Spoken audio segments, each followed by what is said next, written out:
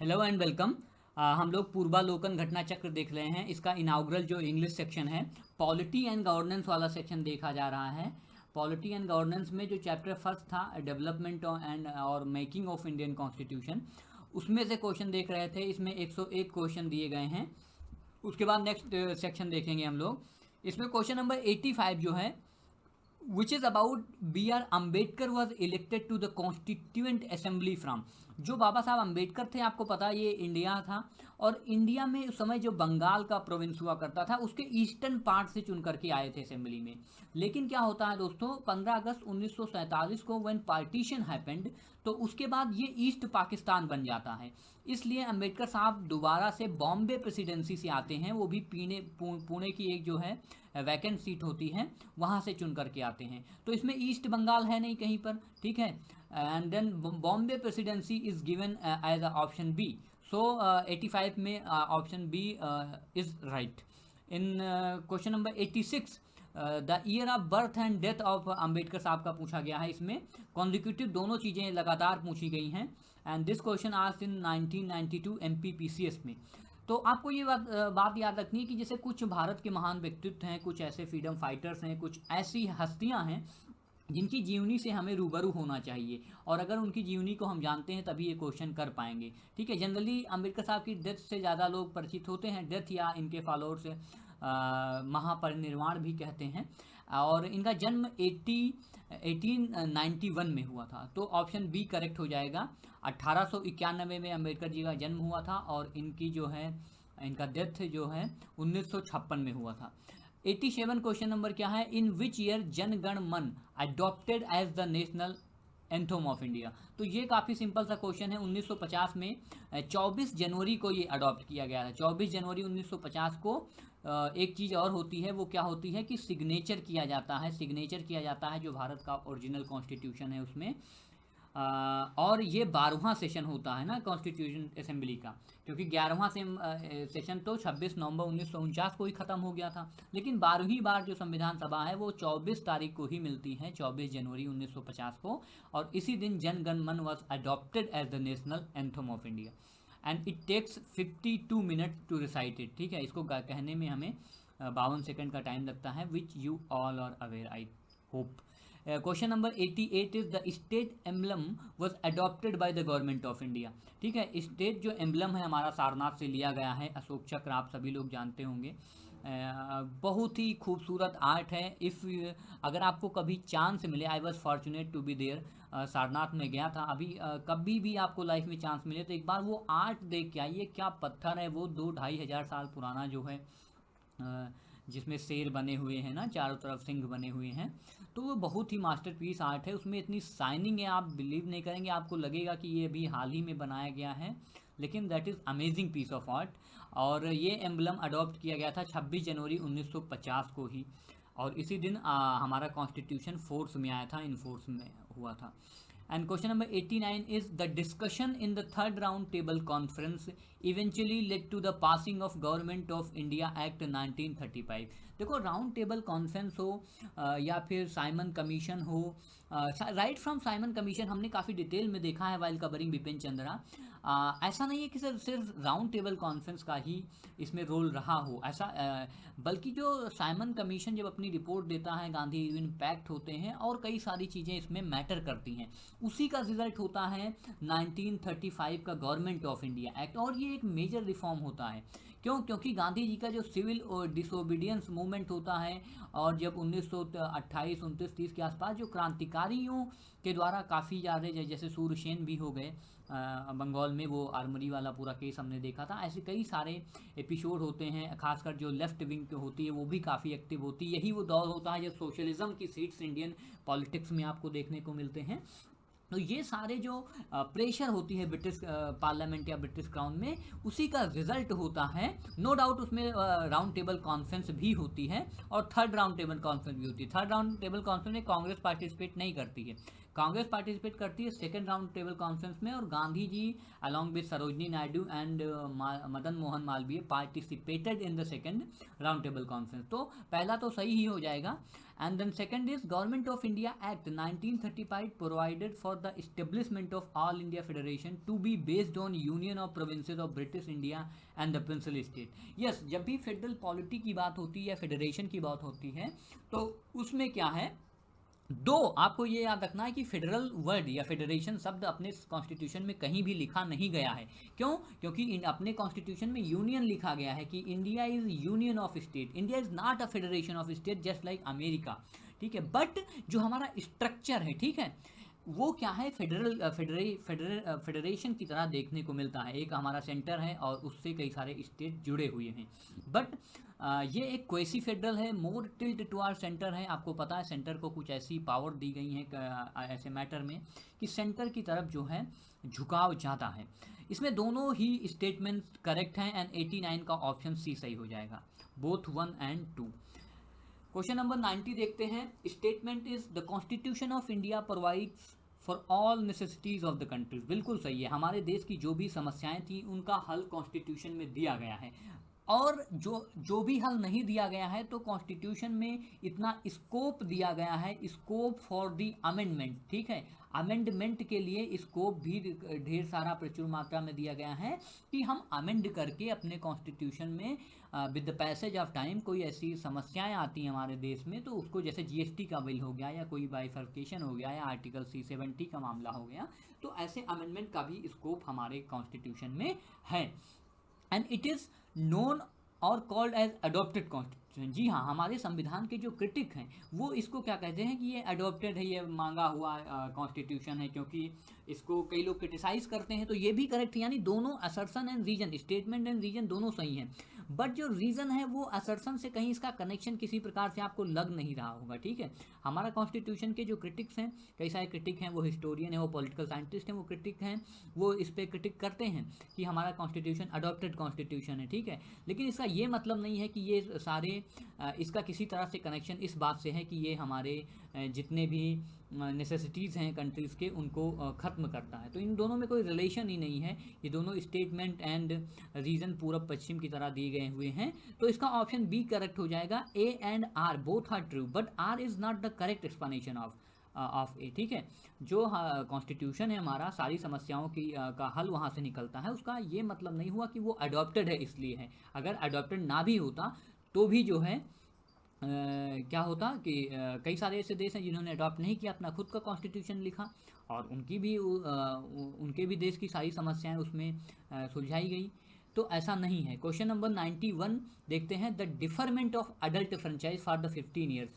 ये एक fact based question है। अब आपको मैं बताऊं कि जब हमारा देश आज़ाद हुआ तो देखो अपने देश के फ्रीडम स्ट्रगल में नेहरू एंड पटेल जैसे लीडर थे। नेहरू आ सोशल आइकन, आ सोशलिस्ट लीडर, आ रिफॉर्मिस्ट, आ डेमोक्रेटिक, एक ऐसी पर्सनालिटी थे जो हमेशा सोशलिस्ट आइडियाज़ के साथ खड़े होते थे। और पटेल साहब भी ऐसे ही थे, नेशनलिस्ट फिगर थे पटेल साहब। एंड देन इन दोनों का मानना ऐसा था कि जो युवा पीढ़ी है उसको आगे आने दिया जाए। Nehru himself was a youth, ठीक है। जब वो पॉलिटिक्स में ज्वाइन करते हैं 1914 से, right from world war first के समय से ही, तो वो काफ़ी यूथ होते हैं, वो यूथ के पक्ष में हमेशा खड़े रहते हैं। लेकिन जब हमारा कॉन्स्टिट्यूएंट असेंबली में जब डिबेट्स हो रही थी तो उस समय डॉक्टर अबुल कलाम आज़ाद, जो आगे चल के शिक्षा मंत्री भी बने, उन्होंने कहा कि अडल्ट फ्रेंचाइज जो है, अडल्ट फ्रेंचाइज का मतलब जो युवाओं को वोट देने का अधिकार है 21 साल पे, उसको अभी टाल देना चाहिए 15 सालों के लिए। 15 सालों के लिए एक चीज़ और टाली गई थी, आपके दिमाग में याद आ रहा होगा, जो राजभाषा हिंदी की जो आज बात कभी होती है, तो इसको 15 सालों के लिए पोस्टपोन कर दिया गया था। वैसे ही अबुल कलाम आज़ाद कहते थे भाई अभी अडल्टों को ना दो अधिकार वोट देने का, इसको 15 साल तक टाला जा सकता है। But then Jawaharlal Nehru and जो पटेल साहब थे, इन लोगों ने इसका विरोध किया। ऑप्शन इसका सी सही हो जाएगा। अबुल कलाम आज़ाद जी थे जिन्होंने ये व्यू रखा था कि इसको हमें क्या कर देना चाहिए, पोस्टपोन करना चाहिए। Next question is 92। Consider the following statement and choose the correct answer by using the codes given below. Assertion is India is a democratic country. Yes, India is a democratic Republic country, ठीक है। तो हमारी country, हमारा देश एक लोकतांत्रिक देश है। India has a constitution of its own. इसका रीज़न ये नहीं है कि हमारे पास अपना कॉन्स्टिट्यूशन है इसलिए हम लोकतांत्रिक हैं, नहीं, हमारे पास ऐसे मूल्य हैं, हमारा ऐसा स्ट्रगल रहा है इसलिए हम लोकतांत्रिक हैं। कॉन्स्टिट्यूशन होने का मतलब ये नहीं होता कि आप डेमोक्रेटिक हैं। आपको ऐसे कई सारे स्टेट देखने को मिल जाएंगे जो थियोक्रेटिक हैं, जहाँ पर ऑटोक्रेसी है, ठीक है, जो फेल्ड स्टेट हैं, लेकिन उन्होंने भी अपना कॉन्स्टिट्यूशन बना रखा है। क्यों बना रखा है? क्योंकि वो प्रोसीजर एक उन्होंने गाइड बुक बना रखी है, उसी को वो कॉन्स्टिट्यूशन कहते हैं कि भाई उनकी डे टू डे लाइफ कैसे चलेगी। तो उन्होंने भी कॉन्स्टिट्यूशन बना रखा है कि उनके वर्क्स को कैसे गवर्न किया जाएगा, बट इट डजंट मीन कि वो एक डेमोक्रेटिक कंट्री है। इसलिए दोनों कंट्री जो है, दोनों assertion and reason both are true. Even United Kingdom का आप एग्जांपल लो, यूनाइटेड किंगडम क्या है? एक डेमोक्रेटिक कंट्री है और एक लिबरल डेमोक्रेटिक कंट्री है, बहुत ही बेहतरीन कंट्री है, ठीक है। ड्यू प्रोसेस ऑफ लॉ वहाँ पे माना जाता है, समय के साथ कानून चेंज होते रहते हैं, लेकिन उसके पास अपना खुद का कॉन्स्टिट्यूशन, रिटन कॉन्स्टिट्यूशन नहीं है उसके पास अपना। तो इसका ये मतलब नहीं कि कॉन्स्टिट्यूशन है तभी आप डेमोक्रेटिक कंट्री हैं। Even a non democratic country can have its constitution. तो ऑप्शन बी सही हो जाएगा। Both A and R is true, but R is not the correct explanation of A. So option B is correct. Next question is question number 93. Who among the following advised the Indian National Congress should be disbanded as a political party after the independence of India? इसको हम लोगों ने काफ़ी detail में किया है while discussing Mahatma Gandhi इन बिपिन चंद्रा। तो महात्मा गांधी जी का ये विचार था कि कांग्रेस जो है एक जिसका मकसद था कि हमें स्वतंत्रता मिले, इंडिपेंडेंस मिले, और वो मिलने के बाद कॉन्स्टिट्यूशन का एम है वो ख़त्म हो जाता है। इसलिए कॉन्स्टिट्यूशन को पॉलिटिकल पार्टी नहीं बननी चाहिए, उसको पॉलिटिक्स में नहीं आना चाहिए और कांग्रेस को ख़त्म कर देना चाहिए। तो ये महात्मा गांधी जी का विचार था। राजगोपालचारी जी का Jayaprakash Narayan ji was related to total revolution, ठीक है। इन्होंने संपूर्ण क्रांति की बात कही थी, ये आप लोगों को पता होगा, ठीक है। सिंहासन खाली करो कि जनता आती है, ठीक है। तो गांधी जी का ये विचार था कि कांग्रेस को ख़त्म कर देना चाहिए, ठीक है। क्वेश्चन नंबर 94 क्वेश्चन है, who was the president of Indian national Congress at the time of partition? देखो जब पार्टीशन हुआ था तो JB कृपलानी साहब थे। ये फैक्चुअल क्वेश्चन है। कांग्रेस के सेशन होते हैं जितने भी, उन सेशन में क्या डिसीजन लिए गए और कौन प्रेसिडेंट रहा, ठीक है। और ये क्वेश्चन काफ़ी हाल ही में पूछा गया है, 2019 में पूछा गया है। तो आपको ये याद रखना है कि ये JB कृपलानी साहब पार्टीशन जब हुआ था, when India and Pakistan was created, तब उस समय JB कृपलानी साहब कांग्रेस के प्रेसिडेंट हुआ करते थे। And question number 95 is, in their nationalist reaction the founding fathers of Indian constitution tended to minimize the importance of minority interest and emotion. In their nationalist reaction the founding father जिन्होंने constitution बनाया, tended to minimize the importance of minority interest and emotions. ये एक view है। देखो अब आगे के जो 4-5 क्वेश्चन हम लोग देखने वाले हैं वो क्वेश्चन हैं पॉलिटिकल साइंटिस्ट या हिस्टोरियन के स्टेटमेंट से। ऐसे क्वेश्चन भी पूछे जाते हैं, खासकर जो लोग ऑप्शनल पढ़ते हैं या जिन्होंने लक्ष्मीकांत पढ़ी होगी, उसमें 3रा या 4था चैप्टर है जिसमें क्रिटिक ऑफ इंडियन कॉन्स्टिट्यूशन वाला आप जब आप पढ़ेंगे तो उसमें कई सारे स्टेटमेंट दिए गए हुए हैं, फेवर में भी और अगेंस्ट में भी। मतलब क्रिटिक का मतलब इंडियन कॉन्स्टिट्यूशन को उन्होंने क्रिटिसाइज भी किया है, ऐसा नहीं है कि सिर्फ उन्होंने अपलोड ही किया हुआ है, ठीक है। तो ये आइवर जेनिंग्स का स्टेटमेंट है, जिन्होंने कहा था जब उनसे बात पूछी गई प्रोटेक्शन ऑफ माइनॉरिटी के बारे में, तो उन्होंने कहा कि ऐसी ऐसी बात है। जो नेशनलिस्ट हैं उन्होंने क्या किया है, tended to minimize the importance of minority interest and emotions. तो नेक्स्ट क्वेश्चन देखते हैं। The next question is, constituent assembly was Congress and Congress was India. देखो कांग्रेस जो नेशनल असेंबली थी हमारी, उसमें जब एक हमारे बहुत बड़े अमेरिकन हिस्टोरियन थे, अमेरिकन कॉन्स्टिट्यूशनल हिस्टोरियन इनको कहा जाना है, इनके कई सारे यूट्यूब पे इंटरव्यूज़ पड़े हुए हैं, ये आप देखना। इनका नाम था ग्रेनवाइल ऑस्टिन, ठीक है। ऑप्शन ए जो इसमें इसका सही भी है, ऑस्टिन साहब थे।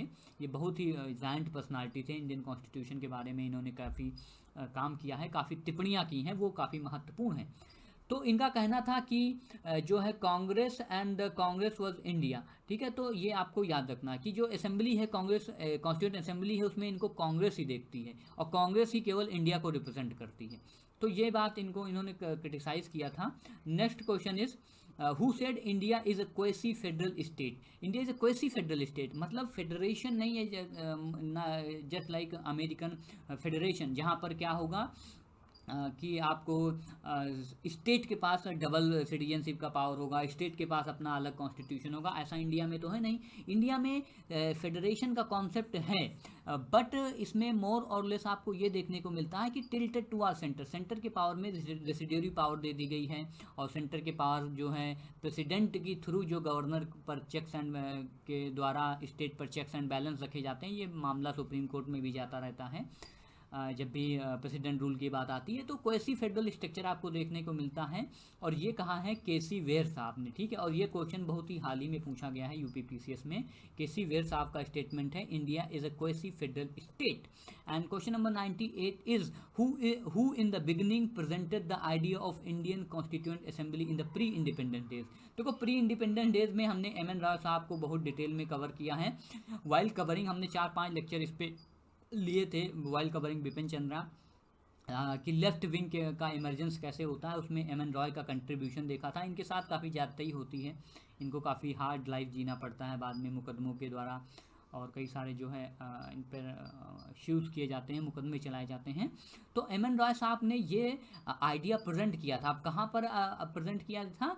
1934 में, ठीक है। रांची में एक सेशन हो रहा था, ठीक है, और उसमें वो पार्टी क्या थी मैं आपको पूछूं। The party was the Swaraj party. Swaraj party जिसको आप जानते हो कि Motilal Nehru and C R Das वाली जो स्वराज पार्टी थी, तो उसी के सेशन में इसका बहुत ज़्यादा अस्तित्व रह नहीं गया था।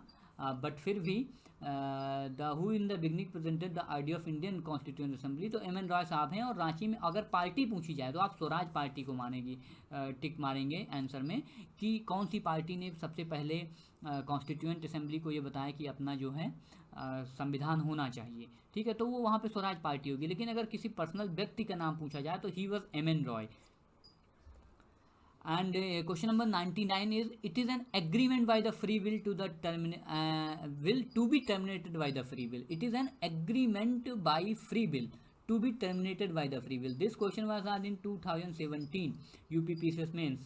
The above statement of Pandit Nehru refers to which of the following? ये जो above स्टेटमेंट है, देखो ये पढ़ने लिखने की बात है और आई होप आप पढ़े ही होंगे इसको। जब इंडिया आज़ाद हो गया तो लोगों ने कहा कि अब हम जो है किसी भी तरह से, क्योंकि जो देश हमें 200 साल 300 साल तक गुलाम बना के रखा है, उससे कोई कॉर्डियल रिलेशन की कोई एक्सेप्ट, जो बहुत बड़े नेशनल लीडर होते थे उनको ऐसा लगता था कि अब हमें ब्रिटेन के साथ सारे संबंध खत्म करने चाहिए। भाई इन्होंने हमारा शोषण किया है, हमें इतनी बुरी स्थिति में लाया है। बट पंडित नेहरू को कहीं ना कहीं लगता था कि जो यूरोप है वहाँ डेमोक्रेसी है, वहाँ लिबरलिज्म है, और वहाँ से हमें ट्रेड और कई सारे संबंध रखने ही पड़ेंगे, इसलिए उन्होंने कॉमनवेल्थ को ज्वाइन किया था। हालांकि he was criticise a lot for this, लेकिन जब उनको क्रिटिसाइज किया गया तो उन्होंने कहा कि it is an agreement by free bill. क्या है ये? हमारी फ्री बिल का एक एग्रीमेंट है जिसमें हमें ज़रूरी नहीं, इसको हम टर्मिनेट भी कर सकते हैं फ्री बिल से, इसके लिए कोई जोर ज़बरदस्ती नहीं है। तो ये ऑप्शन फर्स्ट सही हो जाएगा, इंडियाज़ एसोसिएशन। ये जो है इंडिया का एसोसिएशन विद कॉमनवेल्थ के लिए जो हुआ था, उसी के रेस्पेक्ट में ये नेहरू जी का स्टेटमेंट था। Next question is how many womens members were there in the Indian constituent assembly. बहुत ही महत्वपूर्ण क्वेश्चन है वाइल डिस्कसिंग, जब आप महिलाओं की स्थिति पर बात करते हैं, जब आप महिलाओं के डेवलपमेंट पे बात करते हैं, तो ये बात आप रख सकते हैं। और आज भी आपको याद रखना चाहिए, अगर आज आपसे पूछे कितनी जो है महिलाएं पार्लियामेंट में हैं, तो ये भी आपको याद होना चाहिए, क्योंकि 33% वाला अभी इशू चल ही रहा है। ये तो पार्लियामेंट में लगा नहीं है रिजर्वेशन वाला, बट द पॉइंट इज़ जब हमारा कॉन्स्टिट्यूएंट असेंबली बनी थी तो उसमें 15 महिलाओं ने उसकी सदस्य थी। The state and the central government drives power from, तो कॉन्स्टिट्यूशन ऑफ इंडिया, कोई भी स्टेट हो कोई भी सेंटर हो, ठीक है, देश का सेंटर या कोई भी स्टेट हो, वो अपनी शक्तियाँ या फिर कोई भी ऐसा पद हो या कभी ऐसी कॉन्फ्लिक्ट ऑफ इंटरेस्ट आता है तो सभी लोग संविधान का ही हवाला देते हैं। खासकर जब आप सेंटर स्टेट रिलेशन पढ़ेंगे और कई सारे कमीशंस की रिपोर्ट पढ़ेंगे तो उसमें बार बार ये बात कही जाती है, संविधान का जिक्र किया जाता है कि संविधान ने किसको कितनी शक्तियाँ और पावर दी गई हैं। तो ये यहाँ पर चैप्टर फर्स्ट खत्म होता है। क्वेश्चन नंबर 101 तक हम लोग कर चुके हैं। And journey